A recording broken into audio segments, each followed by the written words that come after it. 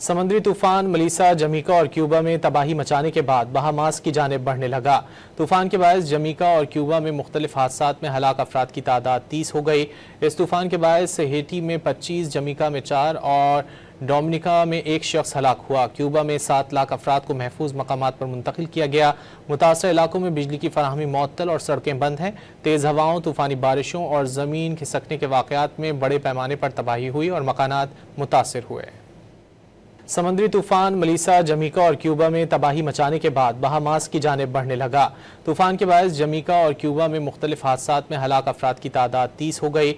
इस तूफान के बायस हेटी में 25, जमीका में 4 और डोमिनिका में 1 शख्स हलाक हुआ। क्यूबा में 7 लाख अफराद को महफूज मकामात पर मुंतकिल किया गया।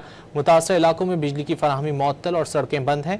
तेज़ हवाओं, तूफानी बारिशों और ज़मीन खिसकने के वाक़यात में बड़े पैमाने पर तबाही हुई और मकानात मुतासर हुए।